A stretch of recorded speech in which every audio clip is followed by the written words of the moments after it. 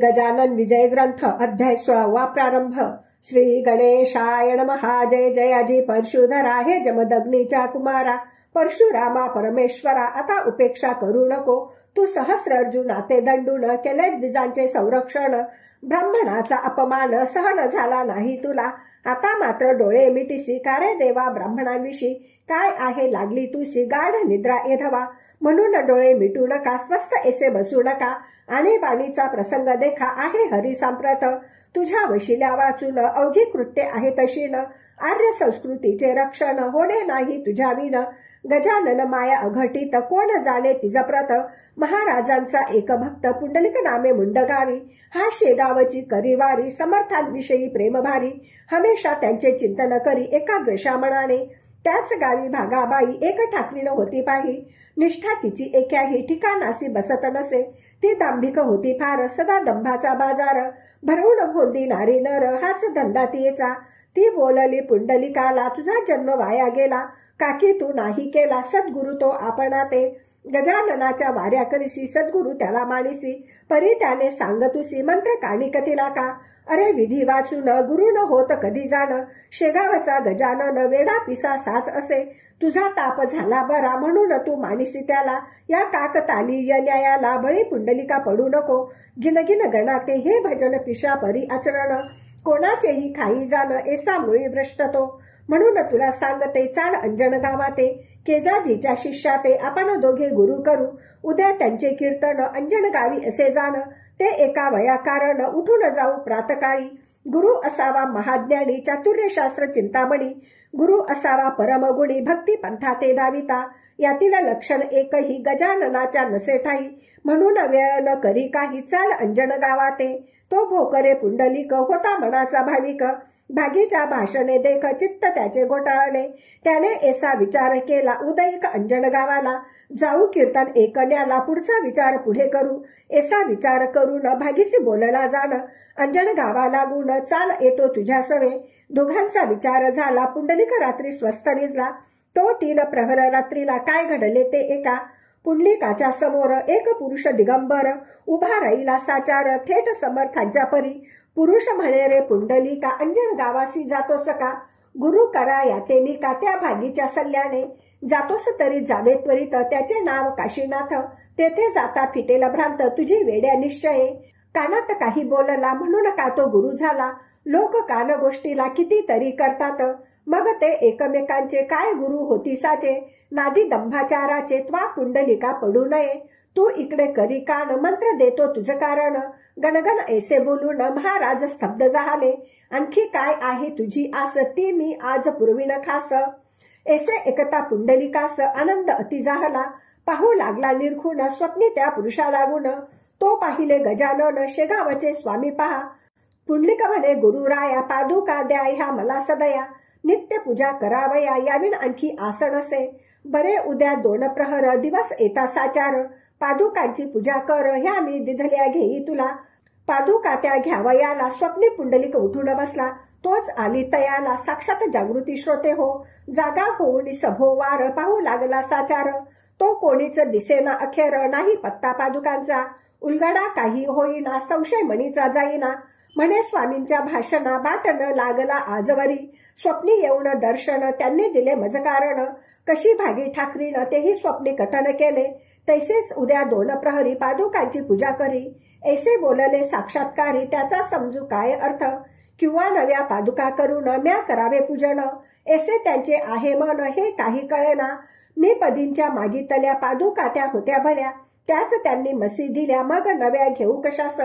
ऐसे नाना तर्क करी पुंडलिक आपल्या अंतरी, तो इतक्यात आली घरी भागी ठाकरीनं बोलावण्या। अंजन गावी चाल आता मोक्ष गुरु करण्याकरिता, दिसू लागला आहे रस्ता अरुणोदयाचे प्रकाशे। पुंडलिक म्हणे भागाबाई मी काही येत नाही, मर्जी असल्यास तूच जाई अंजन गावा कारणे। मी जो एकदा गुरु केला श्री गजानन महाराजाला, तो न आता सोडी मला हाच माझा निश्चय। हे एकता भागाबाई अंजन गावास गेली पाही, आता मुंड गावचे ठाई काय झाले ते एका। झामसिंग रजपूत गेला होता शेगावात,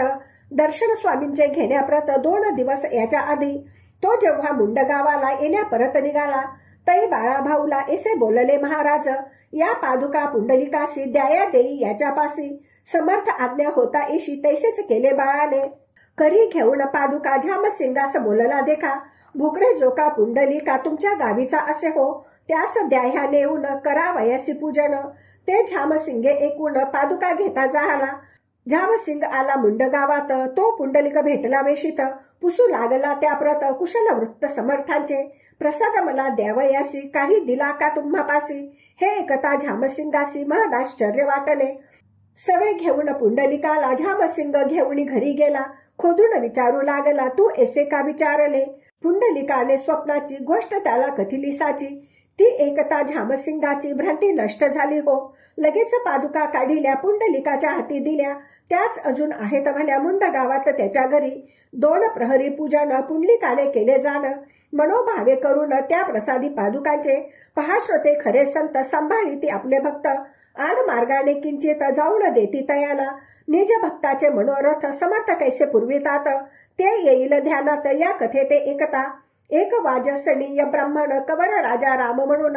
होता धंदा करून अकोल्यात सराफीचा, सोने चांदी भुसार घेणे देणे साचार, मध्यम प्रतीचा सावकार हा राजा राम कवर असे, या राजा रामाप्रती महाराजांची होती भक्ती, म्हणून त्यांची संतती मानू लागली समर्था, या कौरा कारण 2 पुत्र होते जाण, गोपाळ त्र्यंबक म्हणून लवा कुशा सारिखे, कनिष्ठ पुत्र त्र्यंबकाप्रती भाऊ व्यवहारी बोलती, तो हैदराबादेप्रती गेला डॉक्टरी शिकावया, लहानपणापासून भाऊस होते देवध्यान,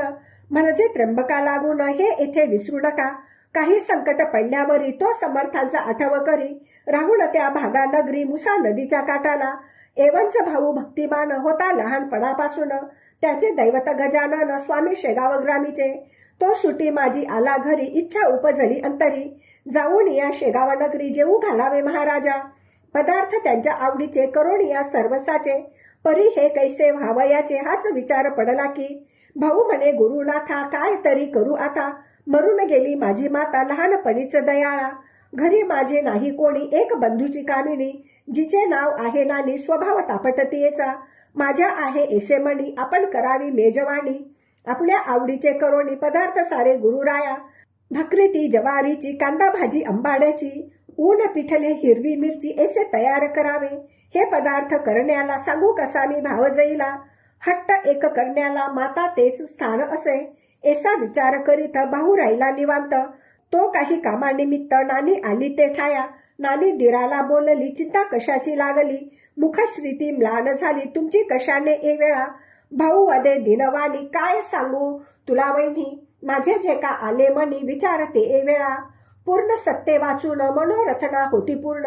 म्हणून तुला सांगून काय करणे आहे गे, नानी म्हणे त्यावर सांगून पहा एक वार, तू माझा धाकटा धीर मशी पडदा ठेवू नये, ज्येष्ठ भ्राता पित्यापरी तत्कांता माय खरी, मानिली पाहिजे साजिरी ते तुम्ही जाणत असा, हे एकूण भाऊ असला नानी प्रति बोलता झाला, नानी माझ्या मनाला आज ऐसे वाटते, गजाननाच्या आवडीचे सर्व पदार्थ करून असाचे, आहेत मला न्यावयाचे त्यांना द्याया शेगावी, ते तू जरी करशील तरी तुलाही लागेल, पुण्य आणि होईल काम माझे त्या योगे, ते एकता बोले नानी दिरा प्रति हास्यवदनी, यासाठीच का हो मनी संचित तुम्ही बैसलात,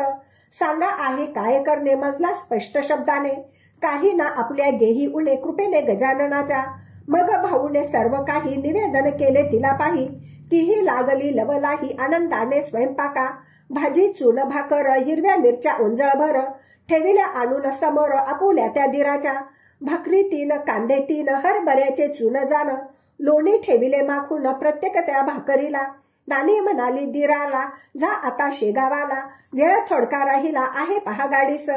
ती गाडी चुकल्यावरी वाया जाईल तयारी, भोजनाच्या वेळेवरी गेलात तरी उपयोग, ऐसे नानी बोलता भाऊ निघाला तत्वता, पुसून या आपल्या ताता येता झाला स्टेशनाशी, तो गाडी 12ची निघून या गेली साची, त्याने चित्तवृत्ती भाऊची होती झाली शोकाकुल,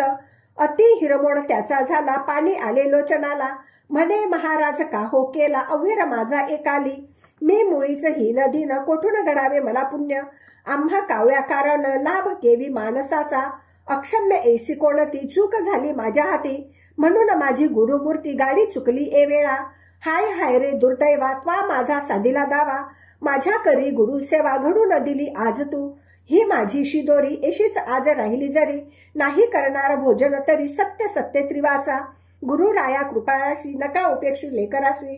ही शिदोरी सेवण्यासी यावे धावून सत्वर, थोर आपला अधिकार क्षणात पाहता केदार,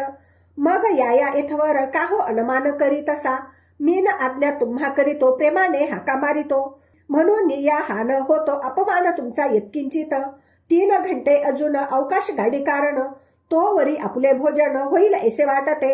ऐसा विचार करीत तेथेच बैसला उपोषित, चतुर्थ प्रहरी शेगावात आला तिहीच्या गाडीने,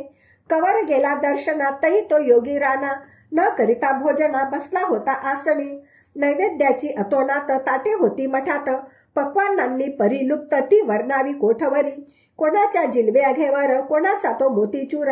कोणाची ती नुसती खीर श्रीखंड पुऱ्या कोणाच्या, परी त्या नैवेद्याला समर्थांनी ना स्पर्श केला, वरच्या वरी ताटाला बाळा आणून ठेवी पुढे, आणि म्हणे हे कराग्रहण गेला 1 वाजून,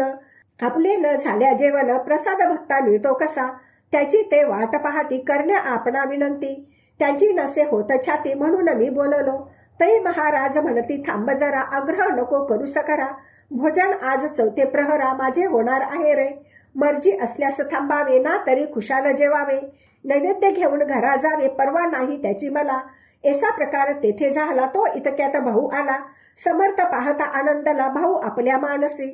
दुरावलेली माय जेवी बाळके दृष्टी पहावी, झाले असे पाहतेवी भाऊ कौराकारणे, समर्थांशी नमस्कार केला साष्टांग साचार, उभा राहिला जोडोनी कर वाट पाहत आज्ञेची, त्या भाऊस पाहून समर्थ केले हास्यवदन, बरेच दिलेस आमंत्रण ही का वेळ जेवण्याची, तुझ्या भाकेत गुंतलो मी उपोषित राहिलो, नाही अजून जेवलो आन तुझी शिदोरी, ऐसे महाराज बोलता हर्षलासे कवर चित्ता, म्हणे काय करू गुरुनाथा गाडी चुकली बाराची, कौरास म्हणे बाळा भाऊ आता नको दुःखित होऊ, काय आणले आहेस पाहू समर्थांशी जेवावया, ऐसे एकता सत्वरी कांदे भाजी भाकरी, कवराने ठेविल्या समोरी स्वामी गजाननाच्या,